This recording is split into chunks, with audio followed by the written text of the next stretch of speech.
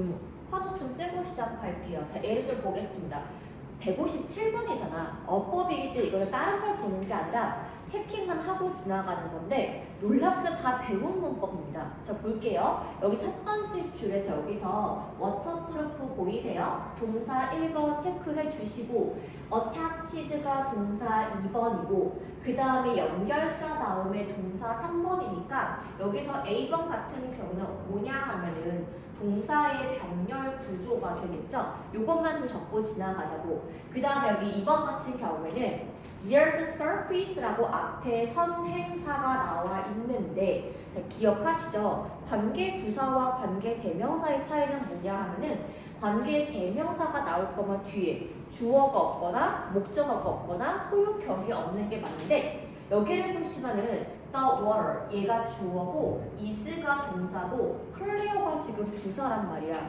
주어 동사 다 있는 완벽한 이 형식 문장이니까 사실은 뭐가 없는 위치를 쓸 수가 없고 여기서 관계부사 where이 앞에 있는 surface 그 표면을 설명해 준다 인 거니까 여기다가 관계부사라고 적어주시고 그 다음에 여기 C번 보자면 C번은 조금 많이 봐야 돼. 먼저 여기 대쉬에서 여기부터 여기는 좀 끊고 시작할게요. 안 보는 거야. 자, 주어 볼게요.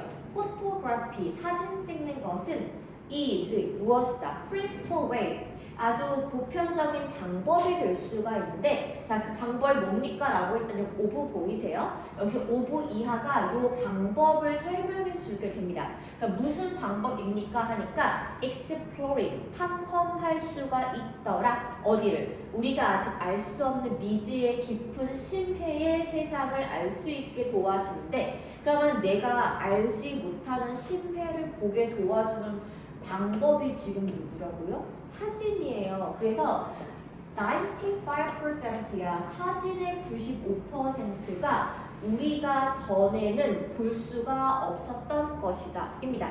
그럼 여기서 요 컴마 요 위치 같은 경우에는 앞에 있던 문장 전체를 설명해 주는 게 맞는데 바닷사진 찍어온 거의 95%가 우리 옛날에 보지 못했대. 그럼 주어가 지금 누구냐 하면은 사진이거든요. 사진은 사물이기 때문에 지금 수동이 돼야겠죠. 현재 완료가 has pp인데 그 사이에 빈 들어가는 것은 수동태. 주어가 사람이 아닐 때 이렇게 보면 되고 한 개 더. never 보니까 무슨 용법이야? 예시를 줄게. 경험, 계속, 완료, 결과. 맞습니다. 여기다가 경이라고만 적고 지나가 줄게요. 그러니까 어법이기 때문에 얘는 기계에 보지 않고 지나가고 158번으로 넘어가겠습니다. 158번은 근데 쉽지 않았던 건 맞아. 왜냐하면 얘가 익숙한 것과 익숙하지 않은 게 지금 섞여 있기 때문에 그렇거든요. 먼저 이거 원래는 이런 문제를 보실 때는 관계사 쪽이나 분사가 답이 나오는 경우가 많은데 이 친구는 진짜 드물게도 제귀대명사가 정답인 부분이어서 쉽지 않았다 그 말인 거 들어 먼저 보자고. 우리가 이렇게 1, 3, 4로 쫙 봤을 때 가장 먼저 지울 수 있는 거는 5번이 맞아요. 왜냐?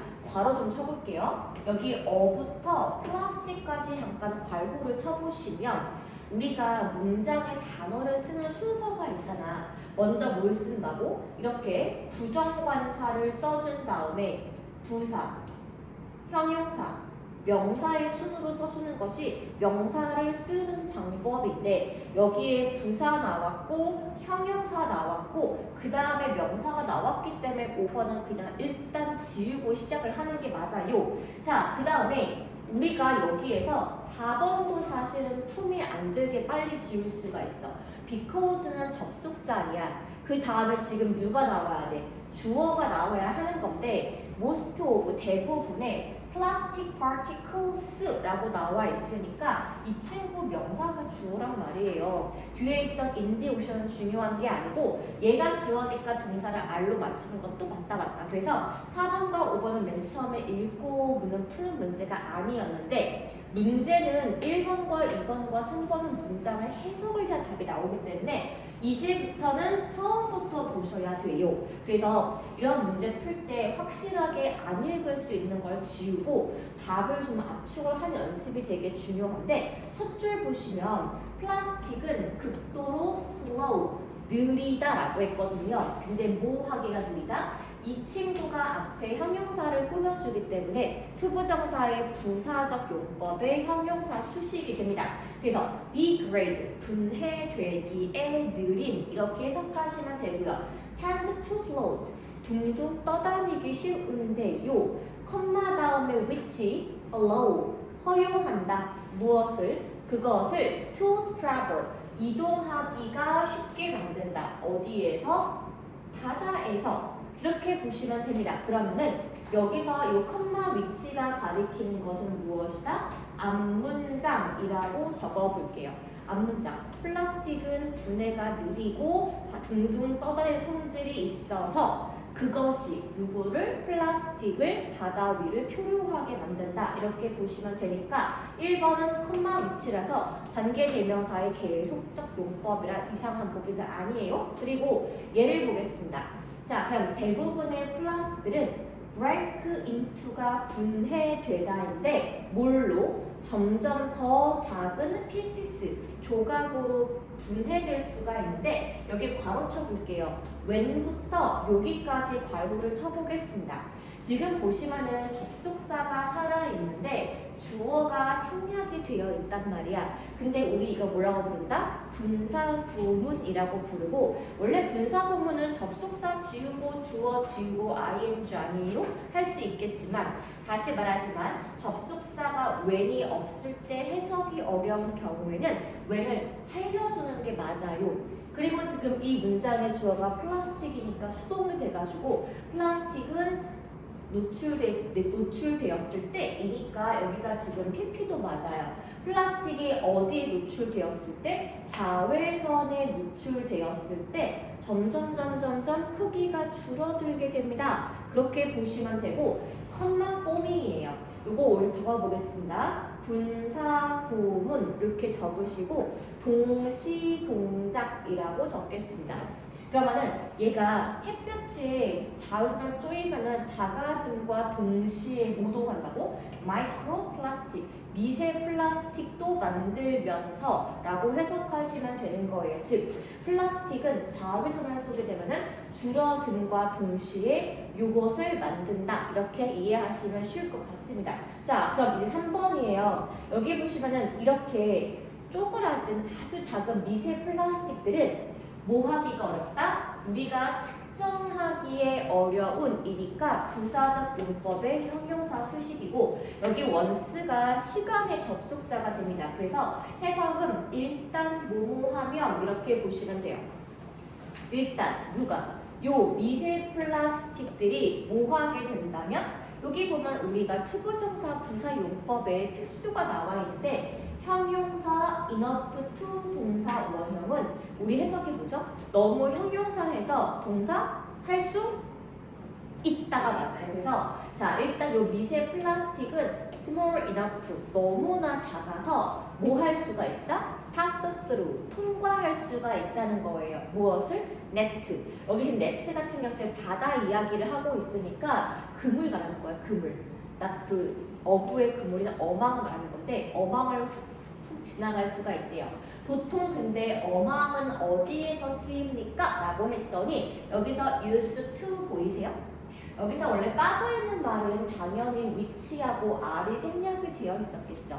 which are 생략하고 지금 나와 있는 게 뭐다? used to 동사 원형이니까 몸으로 사용되다. collect 그것을 어떻게 한다? 모으다 이렇게 하셔야 되는 건데요. 여기서 잘 보시면은 여기서 지금 themselves가 나오면은 되게 어색해요. themselves는 뭐야? 주어랑 목적어와 같을 때 쓰는 건데 여기 지금 뒤 문장은 누구를 꾸며주는 말이에요? 어망을 꾸며주는 말이기 때문에 여기서 얘는 미세 플라스틱이라고 보시면 안 되고 미사 플라스틱이라고 보려면 얘를 지워서 그냥 them이라고 해주는 게 맞습니다. 미세 플라스틱이 너무 잘 통과해서 그 어망으로 모여지기가 쉽지가 않다. 그렇게 보시면 되는 거예요. 그래서 얘는 정답이 3번 체크하면 되겠죠. 여기 같은 경우는 해석을 좀 곁들여야 하는 부분이어서 답을 한 번에 딱 찾기가 어려웠을 수 있고요. 자, 그 다음에 우리 161번으로 가볼게요. 자, 161번이 이제 모고에서 30번 문항이 나오는 건데 여기가 좀 어렵습니다라고 할 때는 내가 진짜 지금 어휘를 잘 알고 있는 게 맞나? 두 번 체크를 해보시는 게 맞아요. 그럼 먼저 여기 문제를 보실 때는 어떻게 보냐? 결국에 틀린 어휘 찾기이기 때문에 1, 2, 3, 4, 5 각각의 해석을 아는 것도 중요하지만 맨 처음에 나와 있는 주제문 내용과 일치하는지를 봐야 돼. 그래서 먼저 주제문은 맨 처음을 확인을 해야 됩니다. 주제문 내용이 뭐니? honesty, 진실, 정직이라는 것은 fundamental part니까 중요한 부분이 되는 거예요. 뭐에 있어서? Every strong relationship, 모든 강력한 인간관계에 있어서 뭐가 중요하다? 정직해야 한다는 겁니다. 그러니까 우리 관계가 거짓말로 이루어지게 되면은 그 관계는 끝날 수밖에 없으니까요. 관계 형성의 포인트가 정직이다. 요 내용을 머릿속에 넣어두고 이제 이 내용과 단어가 어울리지 않는 걸 찾는 거야. 그럼 뭐 처음에 가볼게요. 자, 우리가 정직하다는 것은 장점이 될 수가 있대요. 왜 장점이 될 수가 있냐면은 being open with 뭐야 뜻이 마음을 열다고 되는 거예요. 뭐에 있어? What you feel. 네가 느끼는 기분에 대해서 모든 걸 내가 공유하고 문제를 열 수가 있어. 그 다음에 내가 이렇게 마음 알아서 장점이 뭐니? Giving a truthful opinion. 진심 어린 의견을 줄 수가 있다. 뭐에 대해서? 질문 받은 부분에서. 이런 거지. 우리 둘이 서로 안 친해. 맨날 거짓말했어. 내가 어느 날 오늘 기분이 어때? 이러면 알 거야. 이럴 거 아니겠어요? 그런데 어때? 하면은 나 오늘은 좀 별로야. 이렇게 뭔가 진솔한 대화가 올 수 있는 것은 신뢰를 바탕으로 하는 게 포인트입니다. 그럼 그 다음 볼게요. 그럼 이렇게 형광펜 잠깐 쳐보실래요? 이러한 접근법, 관계 형성에서 우리가 정직해야 한다는 접근법은 뭘 도와줄 수가 있다? 당신이 escape, 탈출할 수가 있게 도와주는데 어떤 부분에서 여기서 목적격 보어 1번과 목적격 보어 2번이 나옵니다. 그럼 첫 번째는 뭐예요? 이 관계는 당신이 불편한 사회적 상황에서 도망칠 수 있도록 도와주고 그 다음에 진짜 정직한 친구들과 인간관계를 형성할 수가 있다는 게 두 번째 장점이 됩니다. 즉 내가 원래 정직하게 오픈할 줄 알아야지 불편한 상황도 마주하지 않고 정직한 사람과 친구가 될 수 있으니까 결국에 결론은 뭐예요? Never lie. 거짓말 하지 마라. 사소한 것도 말하다 보면 습관이 되기 때문에 하지 말라고 말을 하는 거고 당신이 그래서 develop a reputation 어떤 겁니까? 명성을 쌓다예요.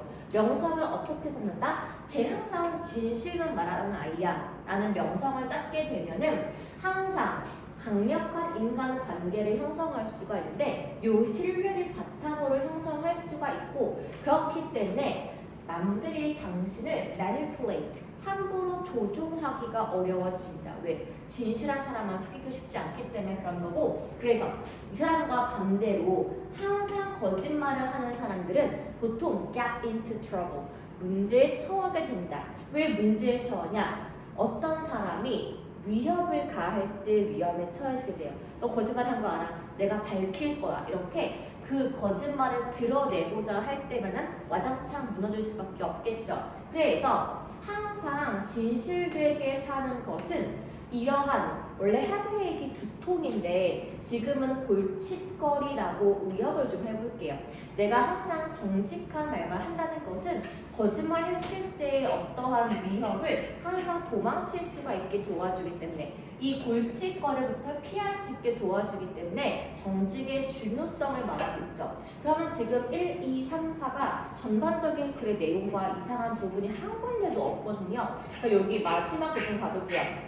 자, 뭘 무서워하지 마라? 친구들에게 정직하게 말하는 것을 무서워하지 말래요. No matter how 적어보겠습니다. 아무리 뭐뭐라도 아무리 그 진실이 아프더라도 일단은 친구에게 늘 정직해야 하는 것을 무서워하지 말고 장기적으로 봤을 때 좋은 의도라 할지라도 거짓말을 한다는 것은 사람에게 훨씬 더 많은 위안을 주다. 여기 전반적인 주제가 never lie거든요. 근데 사소한 좋은 의도의 거짓말이 사람들을 comfort, 안심시키다 될 수가 없기 때문에 바꿔줄게요. hurt, 다치게 하거나 harm, 해를 끼치다 바꿔주는 게 전반적인 글의 무드랑 맞다 이거죠. 그래서 항상 이 문제를 푸실 때는 주제문 잡고 주제문에서 하고 싶은 이야기가 그래서 뭔데 그 내용과 일치하지 않는 게 뭔데 그렇게 가시는 게 맞아요. 자, 63번 가보겠습니다. 그쵸? 63번이에요. 이것도 지금 낱말의 쓰임이 적절하지 않은 것을 고르라인 건데 여기도 지금 보시면 일단 주제문 찾는 게 되게 중요하거든요. 처음 문장 보시면은 여기 innately 타고나게 라는 뜻인 건데 are inclined to 보일까요? 요게 tend to랑 같은 거야. 뭐뭐하는 경향이 있다 이렇게 보시면 됩니다. 사람들은 타고나게도 어떤 경향이 있냐면은 look for 찾고 싶대. 어떤 사건의 cause 원인을 찾고 싶어 합니다. 왜 그러지? 왜 때문이었어? 라고 그 원인을 궁금해하는 건데 왜냐하면은 to form 형성하기 위해서야. 설명을 형성하고 이야기를 형성하기 위해서 왜 그랬대? 어떤 팩트에 대한 줄거리를 필요로 한다 그 말입니다. 이랬을 때 한 가지 이유가 있는데 그게 뭡니까? 스토리텔링, 이야기하는 것은 우리가 왜 이렇게 관심이 많냐 하면은 persuasive가 설득하는 이란 뜻이에요.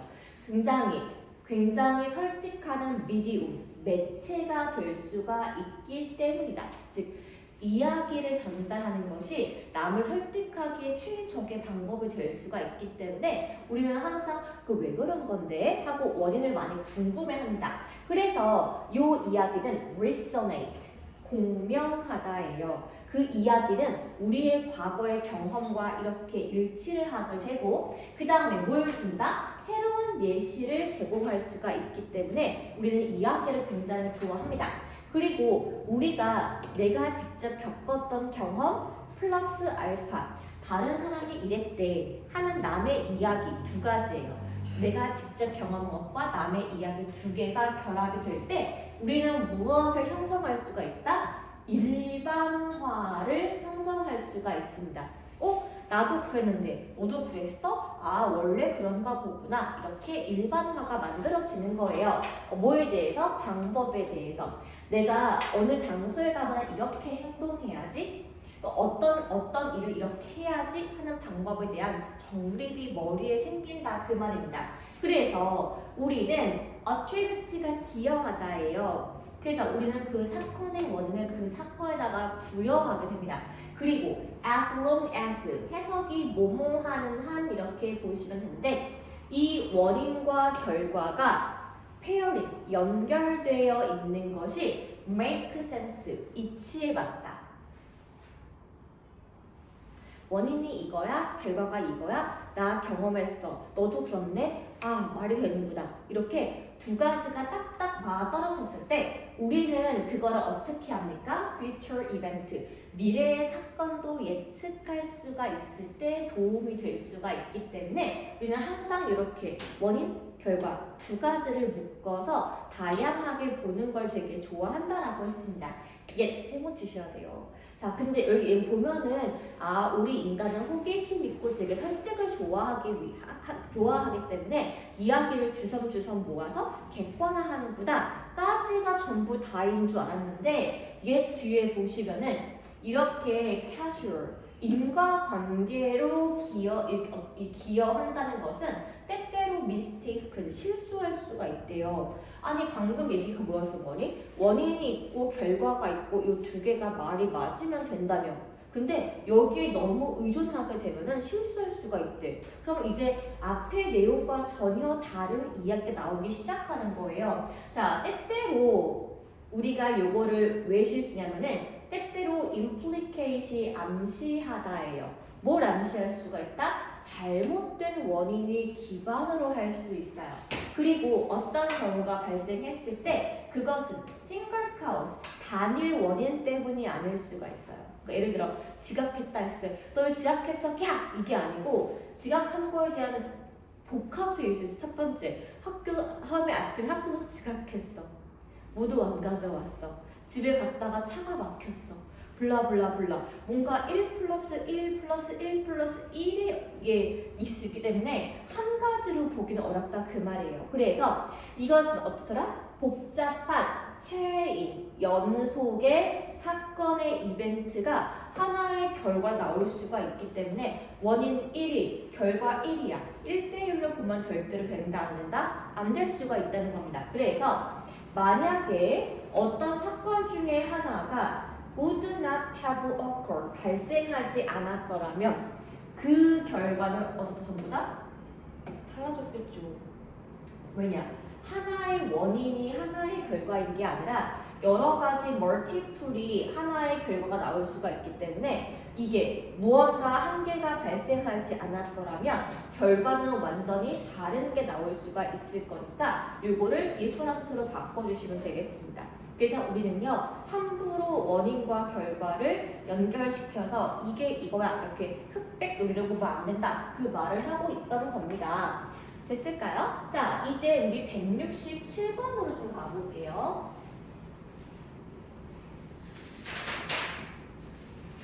좋아요. 67번입니다. 이거 내가 순서 문제 풀어온 걸 봤는데 아니 이거 되게 열심히 밑줄을 그었고 엄청 잘했더라고요. 근데 뭔가 그 끝에서 뭔가 좀 애매했던 게 있어갖고 저랑 좀 먼저 볼게요. 자, 글의 순서 같은 경우에는 글의 논리적인 흐름이기도 하지만 늘 말하다시피 이 마지막에 있는 이 문장들의 키워드가 다음에서 어떻게 이어지는지 꼬리 물기가 되게 중요하거든요. 그럼 여기 볼게요. 자, interpersonal이니까 뜻이 뭐냐? 사람과 사람 사이니까 대인 간의 사람과 사람 간의 메시지는 combine, 결합하다예요. 콘텐츠가 내용이고 relationship이 관계란 말이에요. 그러니까 인간 관계 사이의 메시지는 그 내용과 관계의 차원에서 같이 볼 필요가 있더라 라고 하고 있고요. That is, 즉, refer to, 무엇을 언급한다? real world, 우리가 살고 있는 일반적인 현실 세계를 반영을 할 수가 있고요. 또 어떤 것, something external, 외부의 어떤 것을 가지고 올 수도 있습니다. 누구와 누구 사이에? 화자와 청자 사이에 어떤 외부적인 요인이 있을 수가 있대요. 얘가 화자 청자겠죠. 동시에 이것들은 between party, party가 그룹 지금 이거 뜻을 읽게 되는데 그룹이에요. 집단 간의 관계를 보여줄 수도 있더라. 즉 사람과 사람 간의 메시지에는 청자와 화자의 어떤 외부적인 요인 플러스 알파로 요 그룹 간의 어떤 관계를 포함할 수가 있는 것이 인간 사이의 관계이다 이렇게 보면 되겠습니다. 그러면 여기 맨 처음에 내용이 뭐였냐면은 이 친구가 지금 맨 처음에 나와 있는 글의 소재가 되거든요. 메시지스가 지금 소재예요. 그런데 여기 지금 맨 처음 보시면은 여기 it also 보이세요? 메시지스를 바꿔 원래 데이 아니에요?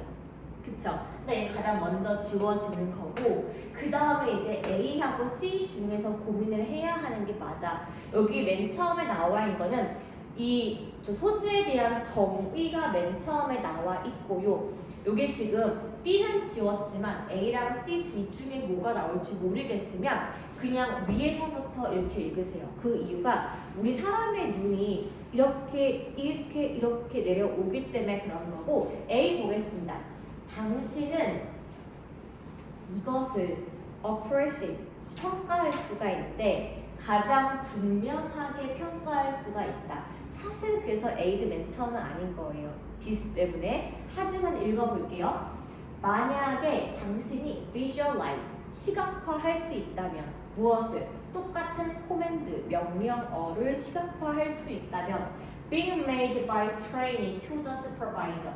자, 누구에게 만들어진? 트레이니가 수습사원, 신입사원이에요. 이 사람부터 누구까지? 슈퍼바이저, 내 상사까지. 그래서 이거는 awkward, 굉장히 어색하거나 out of place, 뭔가 그 맥락이 맞지 않은 느낌이 느껴진다면 그것이 무엇을 violate, 위반했기 때문이다. 평범한 관계, 슈퍼바이저와 훈련사의 관계를 무시했기 때문이다. 그럼 처음부터 여기에 슈퍼바이저 트레이니가 언급이 안 됐으니까 누가 봐도 확신의 1번은 C란 말이에요. 그럼 C번 볼게요. 예를 들어 슈퍼바이저, 내 직장 상사가 있는데 직장 상사가 say to a trainee, 수습 사원에게 이렇게 말을 한 거야. See me, 나 좀 볼래? 회의한 다음에 라고 갑자기 불렀어. 그럼 솔직히 이렇게 무섭잖아. 이렇게 말했는데, 자, 이것은 어떤 메시지를 줄 수 있냐? 여기다가 묻주시고 1번 해볼게요. 자, 우리 대화 사이에 뭐가 필요하다고? 내용이 들어가야 하는데, 회의 끝난 아쉬운 보지? 여기에는 무슨 내용이 들어있다? tell, 말하다, 누구에게? 수습사원에게. see, 나를 보러 오라는 진짜 말 그대로의 의미가 들어있을 수가 있고요. 그쵸? 그럼 지금 콘텐츠가 나왔으면 그 다음 뭐가 나와야 돼? 관계가 나와야 돼.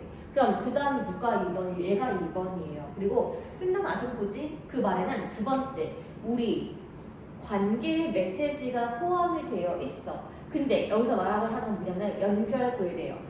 상사와 훈련하고 있는 수습사원 사이에 어떤 관계를 보여줄 수가 있는데 단순한 요 명령어가 뭘 보여줄 수가 있다? status difference, 어떤 것? 지위의 차이점을 볼 수가 있죠. 왜냐하면은 수습사원이 상사한테 나 좀 보지? 이렇게 말을 할 수가 있는 건 아니니까 어떤 관계를 보여준다? 슈퍼바이저가 이 사람한테 커맨드, 명령을 할 수 위치구나. 이 두 가지를 알 수가 있대요. 그러면은 여기 나와 있는 A번의 this라는 것은 C하고 B의 전반적인 내용을 설명하는 거예요. 여기 나와 있는 콘텐츠와 여기 관계, 요것을 분명하게 알 수 있다면 이 두 사람의 관계가 무엇이구나라고 내가 알 수가 있는데 만약에 뭔가 대화가 잘 맞지 않거나 어색하게 느껴진다면 내가 이 두 사람의 관계 추측을 실패했다라고 여기시면 된다. 그 말을 하고 있습니다. 그래서 1, 2, 3의 거꾸로 해야지 C번, B번, A번 정답이 5번 되겠습니다. 맨 처음에 시그널 나온 걸 잘 보셔야 돼요. 보통의 글의 순서 같은 경우는 그대로 이렇게 이어지는 부분이 있기 때문에 그래. 69번 가보겠습니다. 아니 이것도 아까 내가 봤는데 밑줄 되게 잘했단 말이야. 그럼 보자고. 여기는 지금 맨 처음에 제시어가 되게 짧아요. 여기는 no one, 없다라고 했어.